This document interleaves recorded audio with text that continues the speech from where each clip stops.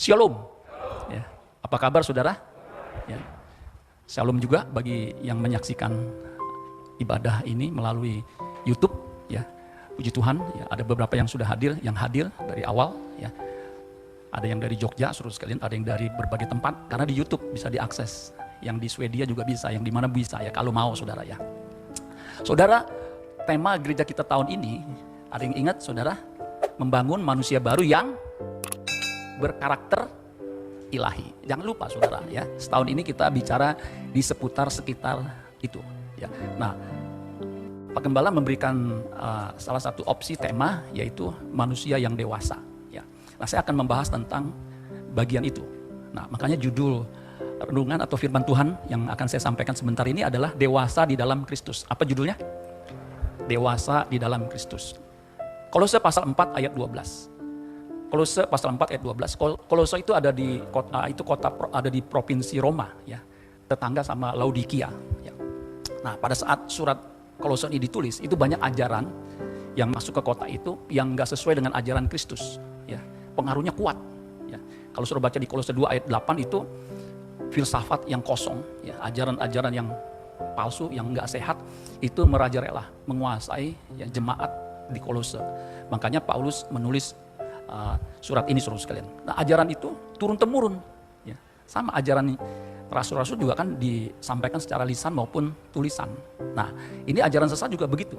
Makanya saudara sekalian, mari kita tetap di dalam gereja lokal supaya menerima ajaran-ajaran yang sehat.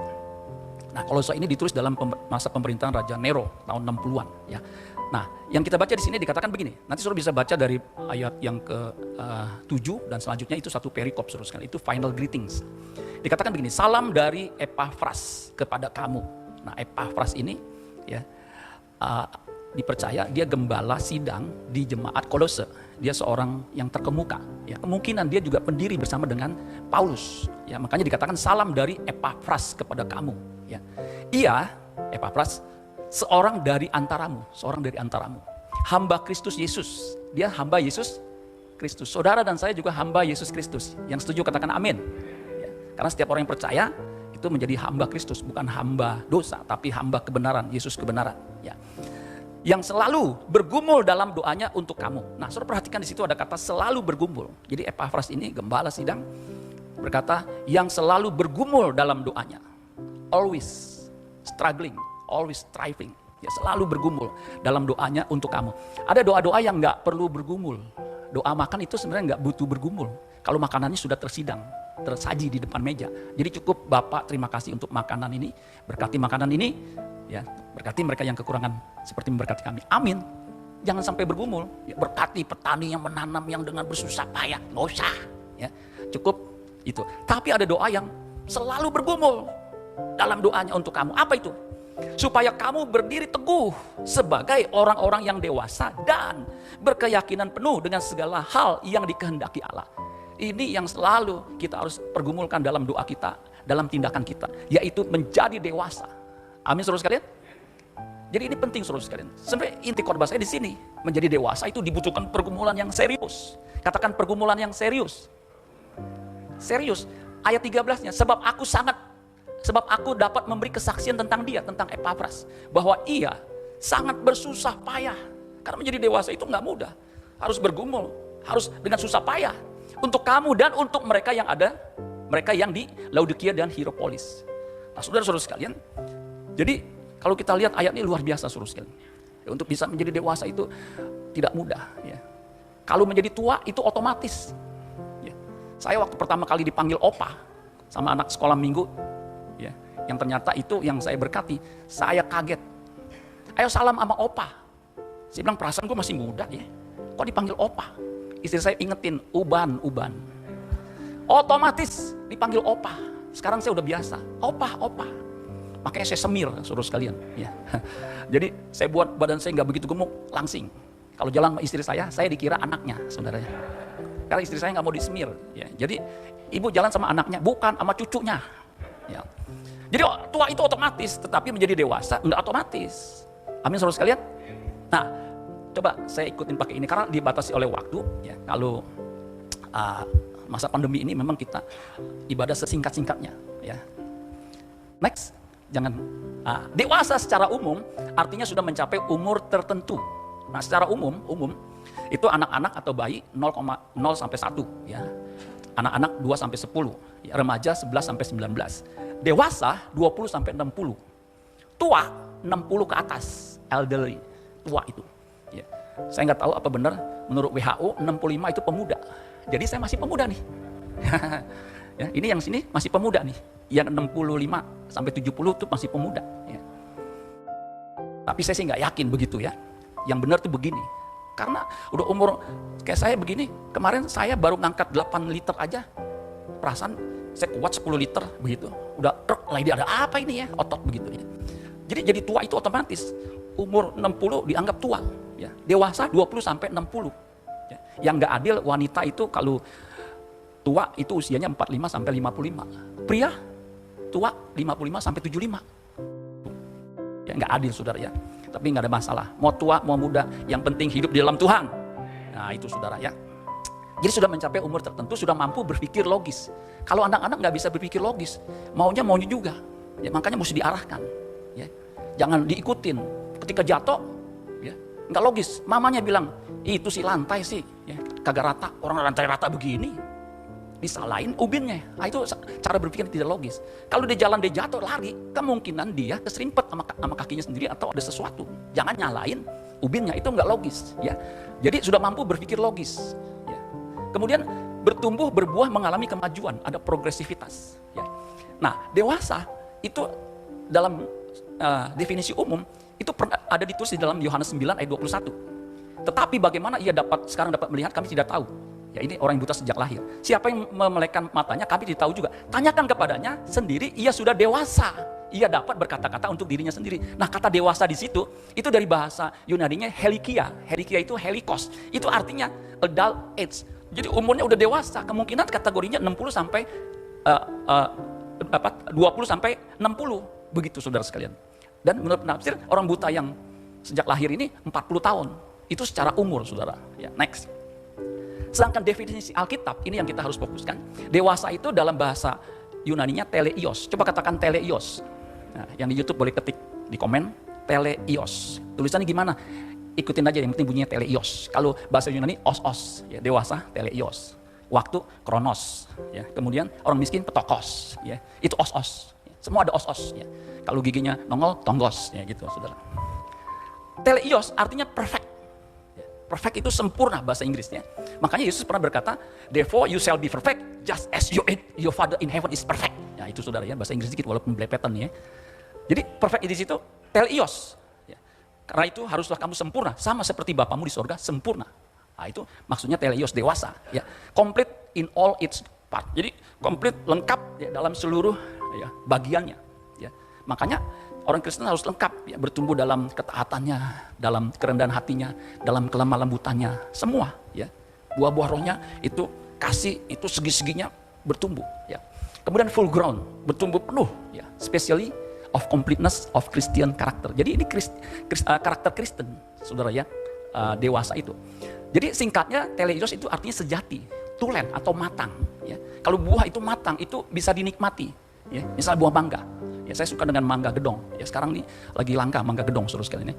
Itu bisa dinikmati, ada asamnya, ada manisnya. Tapi kalau buah belum matang misalnya, mentah, enaknya diapain?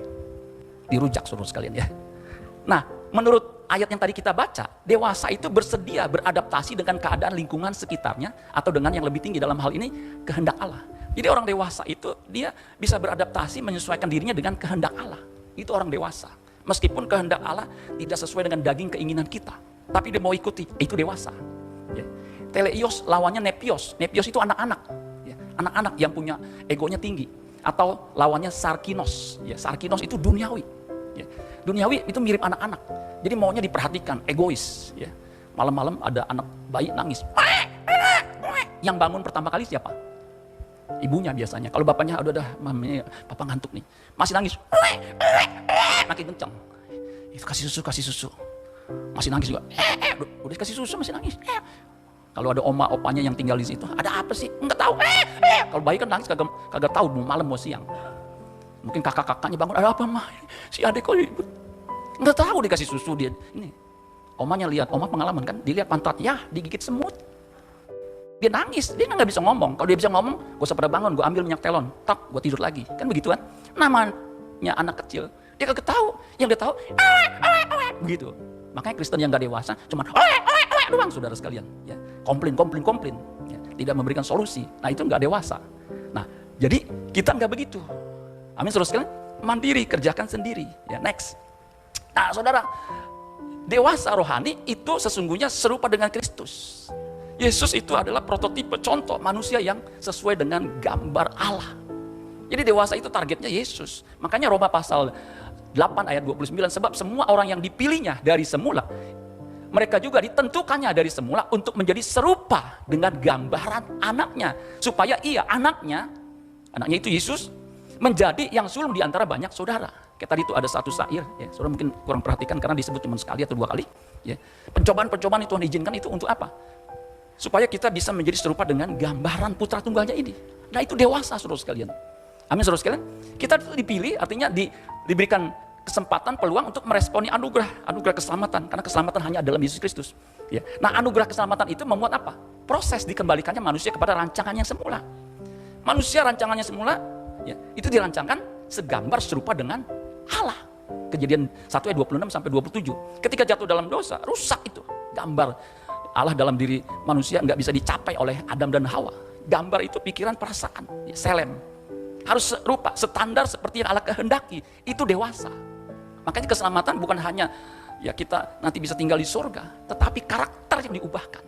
Makanya tema gereja kita tahun ini luar biasa, saudara sekalian. Kita harus membangun manusia baru kita ini supaya karakter seperti Yesus. Itu target kita, serupa dengan Kristus. Itu juga menjadi visi GBI secara sinodal. Next. Nah, saudara, orang Kristen dewasa disebut murid. Tadi Bapak bilang, ya dewasa itu serupa dengan Kristus. Iya, murid itu standarnya, targetnya diproyeksikan menjadi seperti Kristus.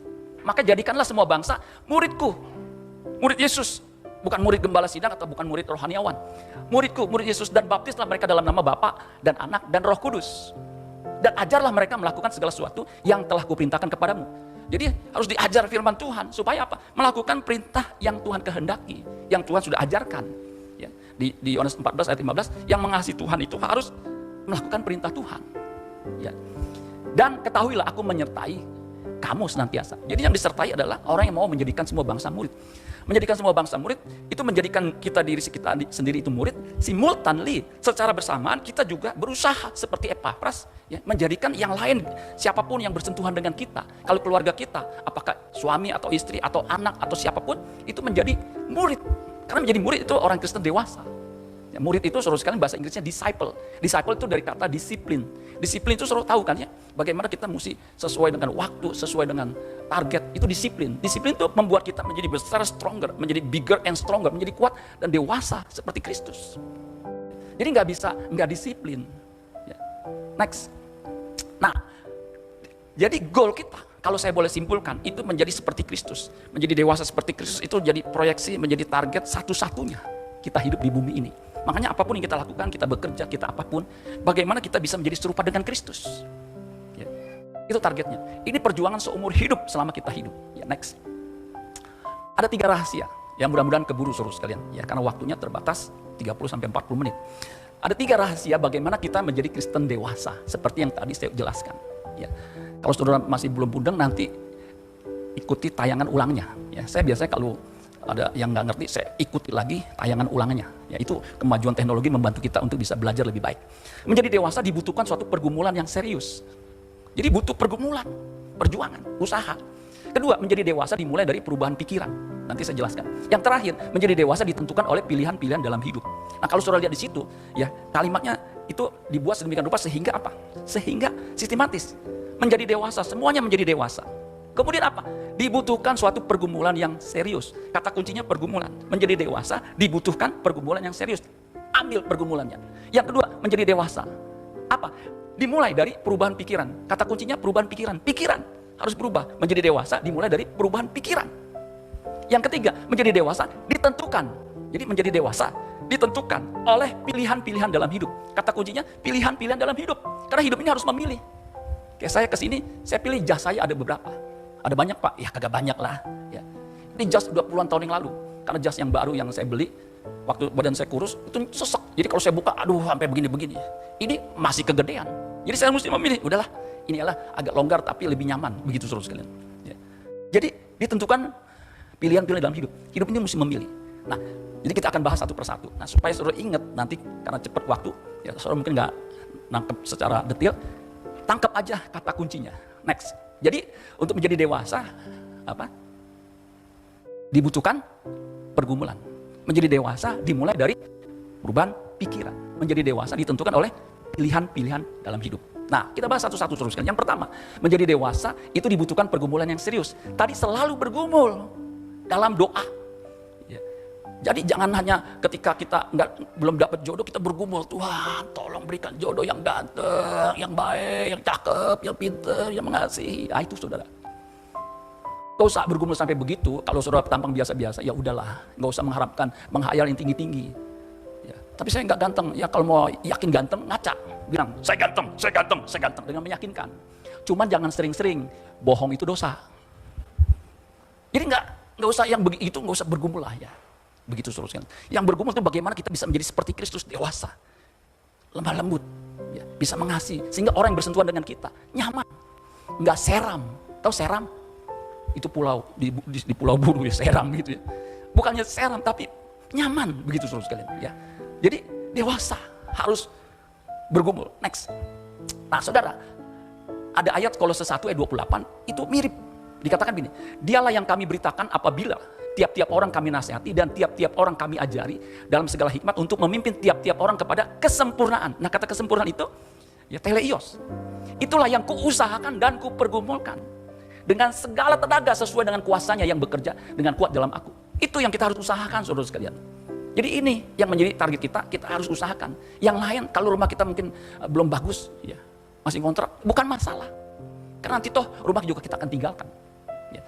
Terjemahan Alkitab yang terbuka mengatakan gini, Kolose 1:28, kami memberitakan tentang dia dengan menegur dan mengajar setiap orang dengan segala hikmat sehingga kami dapat membawa setiap orang menjadi dewasa dalam Kristus. Jadi untuk dewasa itu butuh ajaran, ya butuh sikap tindakan, itu pergumulan saudara sekalian.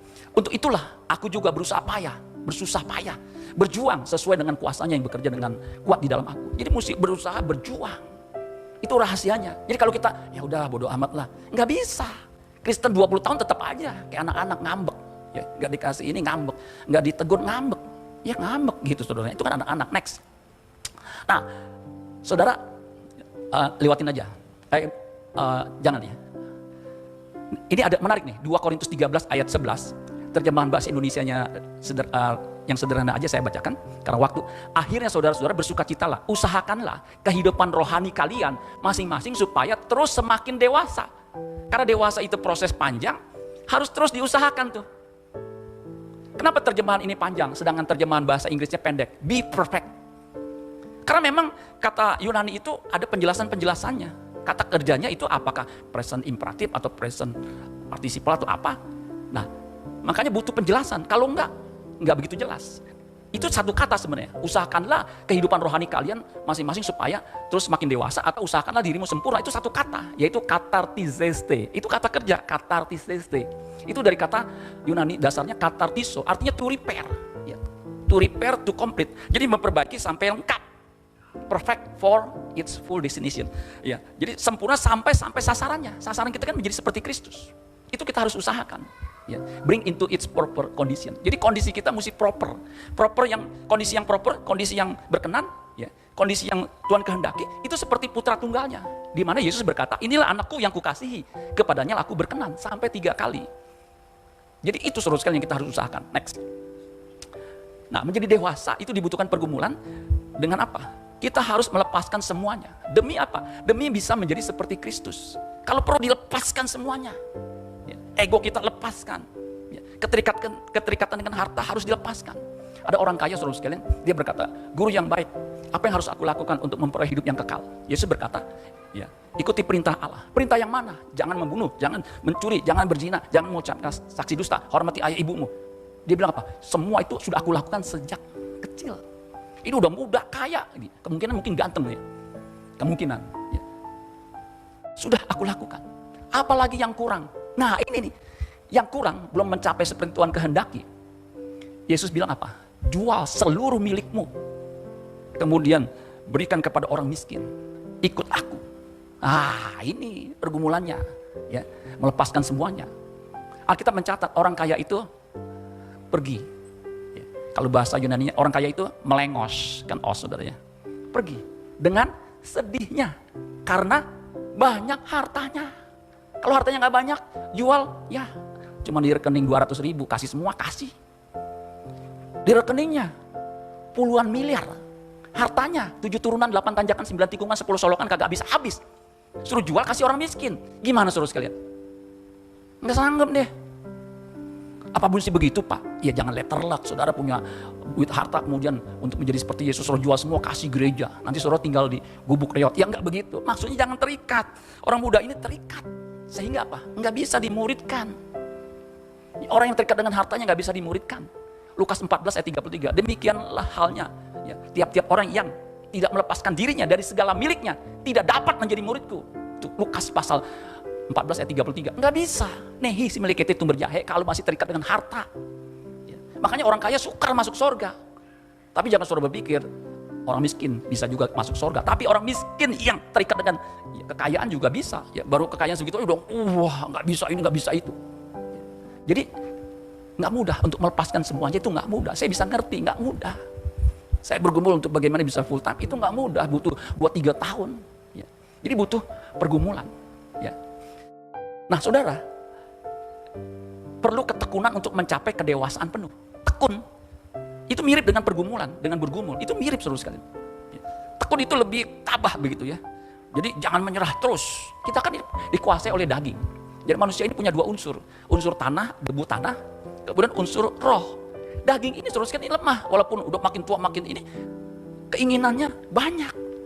Apalagi kalau uangnya banyak saudara sekalian. Wah, kita bisa sewa Aspri sampai 37. Ya. Aspri mau bidang apa? Bidang hukum. Ya. Bisa karena uangnya banyak. Ya, orang seperti ini sulit untuk dewasa. Dia bisa beli apa aja. Ya. Namanya banyak duit. Mobil mah, ya kalau perlu Lamborghini beli yang 2 biji, yang hijau sama yang merah. Kan keren, bajunya hijau, pakai Lamborghini hijau. Bajunya merah, pakai Lamborghini merah. Ini kan anak-anak saudara sekalian.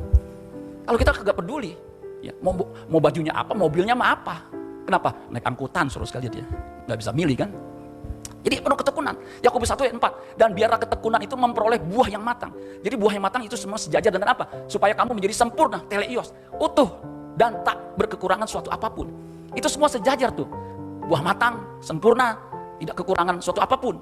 Itu sama. Itu butuh ketekunan.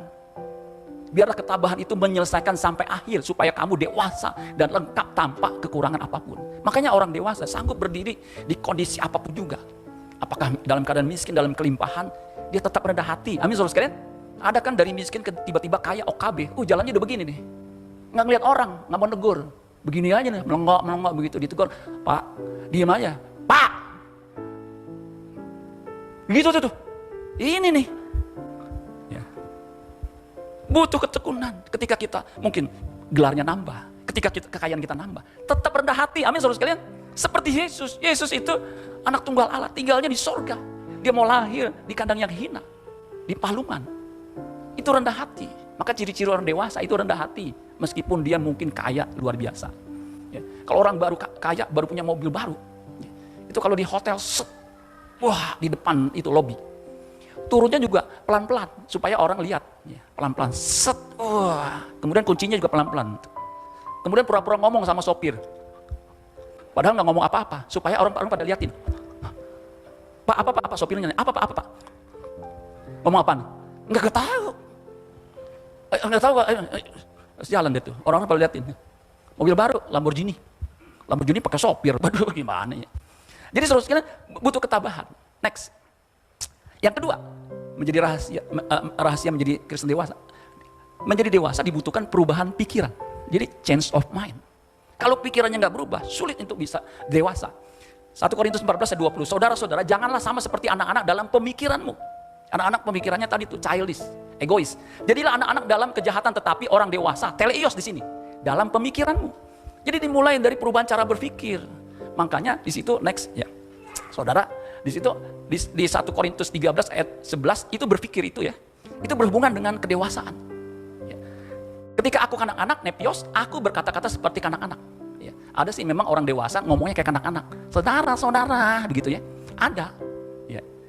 Aku merasa seperti kanak-kanak, perasaan seperti anak-anak. Ya, mesti dielus-elus kepalanya. Kamu baik ya, tuh anak-anak begitu. Ya. Kemudian apa? Aku berpikir seperti anak-anak, karena anak-anak. Sekarang sesudah aku menjadi dewasa, dewasa ini di sini aner, ini pria, ya, pria dewasa. Aku meninggalkan sifat kanak-kanak itu apa? Berpikir anak-anak harus ditinggalkan, harus berubah. Amin, saudara sekalian. Ya, terjemahan Efesus 4 ayat 23, terjemahan bahasa Inggris mengatakan, let the Spirit change your way of thinking. Jadi biarkan Roh Kudus merubah cara berpikir kita. Ya. Karena kalau cara berpikir nggak berubah, masih kanak-kanak, nggak bisa dewasa, nggak bisa punya keyakinan penuh dengan segala yang Tuhan kehendaki, nggak bisa. Roma 12 ayat 2b ini terkenal saudara sekalian. Let God transform you into a new person, ya, manusia baru, ya, new person by changing the way you thinking. Jadi change your way thinking, the way of thinking itu mesti berubah, change. Dengan firman, dengan mendengarkan firman, dengan situasi lingkungan, itu bisa mengubah karakter kita. Karena pikiran kita berubah. Kalau pikiran berubah, perasaan berubah. Betul nggak saudara sekalian? Saya cukup emosian kalau di mobil begitu saudara sekalian. Beberapa orang sih bilang, Bapak mau lebih sabar daripada ada itu Pak. Bukan gak boleh diselak. Pernah saya lagi enak-enak diselak. Dulu itu kalau saya belum ngerti gini, saya udak gitu. Saya bilang, woi, saya begitu ya. Nafsu. Sekarang saya enggak, ketika diset, ya udahlah. Saya diamin aja, mungkin dia mau buru-buru. Kalau mau buru-buru kan kesian, betul nggak? Tuh, cara berpikirnya begitu. Wah, ini nafsu ini. Kalau orang bilang kan nafsuin. Nggak bisa dong, ntar songong. Ya, lu kagak kenal songong mau gimana? Ya, begitu. Ya, jadi cara berpikir mesti berubah. Next. Yang terakhir, mudah-mudahan masih ada 7-10 menit ya. Yang terakhir, ya, napas dulu saudara kalian ya. Ya, relax, minum dulu. Yang terakhir, menjadi dewasa ditentukan oleh pilihan-pilihan dalam hidup. Nah, ini ayatnya saudara, ini menarik saudara sekalian ya. 1 Petrus 2 ayat 19 ini ditulis oleh Rasul Petrus. Dikatakan begini. 1 Petrus 2 ayat 19. Sebab adalah kasih karunia. Perhatikan nih. Jika seorang karena sadar akan kehendak Allah, ya tadi berkeyakinan penuh akan kehendak Allah, akan yang Allah kehendaki. Ini sadar, ya. Yang sadar katakan amin. Kok amin semua? Sadar itu cuma satu, mana sadar? Ada namanya sadar. Itu bagus namanya sadar. Temannya sabar. Itu saudara ya. Jadi sadar, sabar ya. Sebab adalah kasih karunia. Jika seorang karena sadar akan kehendak Allah, makanya supaya bisa sadar akan kehendak Allah, usahakan mengerti kehendak Allah. Gak ada yang amin, saya ulang nih ya. Untuk bisa sadar akan kehendak Allah, usahakan ngerti kehendak Allah. Karena kalau kita nggak melakukan kehendak Allah, nyah kamu dari hadapanku. Yesus yang ngomong, bukan saya. Ya. Jika seorang karena sadar akan kehendak Allah, menanggung penderitaan yang tidak harus ia tanggung. Sebab dapatkah disebut pujian jika kamu menderita pukulan karena kamu berbuat dosa. Tetapi jika kamu berbuat baik, dan karena itu kamu harus menderita, maka itu adalah kasih karunia pada Allah. Nah, kasih karunia pada Allah itu sebenarnya agak sulit untuk kita ngerti, tapi lebih mudah ya. Kalau kita berbuat baik kemudian menderita, itu berkenan kepada Allah. Itu terjemahan yang lain. Kalau kita berbuat baik, kita jadi menderita, itu apa? Tuhan akan berkati, itu terjemahan lain. Kita berbuat baik, kita menderita, itu anugerah. Itu menyukakan hati Allah. Amin saudara sekalian. Kita memilih, meskipun sulit, kita lakukan atau kita pilih yang sulit itu. Karena itu sesuai dengan kehendak Allah. Karena hidup ini harus memilih saudara sekalian. Kita nggak memilih pun nanti akan harus dipilih, harus memilih. Ya. Kisah tentang Petrus yang fenomenal itu adalah, ini kan Petrus waktu surat ini ditulis kan juga tahun awal-awal abad pertama ya, tahun 60-an begitu ya. Tahun 64 itu Roma dikuasai oleh Kaisar Nero. Nero ini kaisar yang paling kejam. Ada beberapa kaisar kejam. Ini salah satunya. Kejamnya na'udzubillah mendalik ya, Nero. Makanya nggak ada orang Kristen ketika dibaptis tolong namain Nero, nggak ada. Kalau dikasih nama Nero, protes. Lagi pula nggak bakalan dikasih Nero. Nero tuh biasa dikasih nama, ya itu ya, peliharaan ya. Nero gitu ya. Nggak tahu kalau ada nama Nero. Nah, ini luar biasa kejamnya, jahatnya, liciknya. Dia bakar kota Roma. Kemudian dia tuduh orang Kristen yang berbuat. Makanya dia tangkepin, kemudian dia bakar jadi obor. Wah, itu mengerikan saudara sekalian. Nah, waktu itu Petrus masih hidup. Ya. Petrus punya kesempatan untuk meninggalkan kota itu. Yang kacau balau begitu saudara sekalian. Melebihi kengeriannya, lebih, waduh kalau ketangkep jadi obor hidup-hidup. Disiram aspal kemudian dibakar masih hidup-hidup. Waduh itu sakitnya luar biasa. Petrus ada kesempatan untuk meninggalkan kota Roma. Pucuk dicinta ulam tiba, dia bisa pergi. Ketika dia lari, saudara sekalian, dia berjumpa dengan Yesus. Kemudian dia berkata, Quo vadis Domini. Ada yang tahu artinya Quo vadis Domini? Dilarang main domino di sini, bukan. Quo vadis Domini, Tuhan hendak kemana? Yesus menjawab, Euroman crucifigi iterum. Artinya, ini sungai Citarum. Dangkal, bukannya. Euroman, aku hendak ke Roma. Crucifigi, disalibkan. Iterum, kembali. Iterum, disalibkan kembali. Dia sadar, waduh, ini enggak sesuai kehendak Allah nih. Dia balik. Jadi dia balik 180 derajat. Tadinya mau meninggalkan Roma, dia balik ke Roma. Makanya menurut tradisi, Petrus disalib dengan kepala ke bawah. Kenapa? Atas permintaannya, dia tidak layak disalib seperti gurunya. Itu kasih karunia, saudara sekalian. Makanya paus pertama dipercaya itu Petrus. Kenapa? Ini pilihan-pilihan dalam hidup. Dalam hidup ini kita mesti memilih. Amin, saudara sekalian. Ya.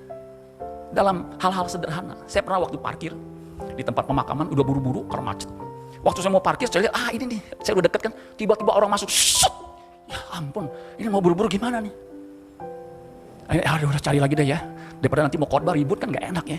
Lagi pula mungkin dia juga lebih buru-buru dari saya cari lagi, aduh. Kalau dulu turun, emang lu aja yang menguasai tempat ini. Wah, udah kayak jagoan saudara sekalian ya. Kalau saya juga kayak bapak pak, ketika saya parkir, ya, kemudian ada yang nyelok, saya tinggal aja. Kenapa? Tentara yang masuk ya. Ya dia takut saudara sekalian, mobil jenderal atau apa ya, dia kabur ya. Daripada cari penyakit mungkin begitu ya. Kalau kita enggak, ya udahlah. Ya. Mungkin dia buru-buru atau gimana. Ya. Itu pilihan-pilihan dalam hidup itu kita mesti tentukan, sadar apakah ini sesuai dengan kehendak Allah. Jangan seperti Petrus. Ketika Yesus mengatakan, aku hendak ke Yerusalem, nanti aku akan akan menderita, dianiaya oleh tua-tua Yahudi dan orang-orang ahli-ahli Taurat. Yesus tarik. Itu tidak akan terjadi dengan engkau ya Tuhan. Kiranya Tuhan menjauhkan hal itu daripadamu. Apa yang Yesus lakukan? Katakan kepada Petrus. Simon, nyalalah iblis daripadamu. Itu pemikiran iblis. Enggak sesuai dengan apa yang Tuhan kehendaki. Nyah. Makanya setiap pikiran yang tidak sesuai dengan kehendak Allah, itu bukan hanya pikiran manusia, tapi pikiran iblis. Hati-hati. Tadi kan yang kedua, menjadi dewasa ditentukan, dimulai dari perubahan pikiran. Kita harus menyesuaikan semua untuk sesuai dengan kehendak Allah. Itu orang dewasa. Ketika memilih, ingat, kita kan memilih ada pikiran perasaan. Apakah ini sesuai kehendak Allah? Apakah ini Allah berkenan? Kalau enggak, jangan lakukan. Ya kirim-kirim WA. Walaupun satu kalimat, apakah satu kata, itu hati-hati. Baru diomelin sama mertuanya. Wah, mertuanya ngamuk begitu. Cuman satu kata status, dasar babi. Wah, itu saudara. Itu nggak bagus saudara sekalian. Waduh, itu balas dendam namanya. Pilihan yang salah.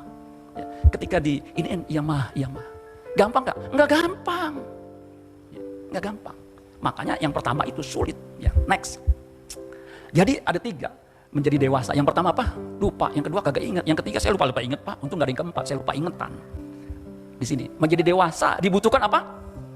Pergumulan yang serius. Makanya kalau suruh buku umum saat ini, apakah ini akan membuat saya dewasa, makin rohani, makin rendah hati, makin lemah lembut? Ya. Itu proses.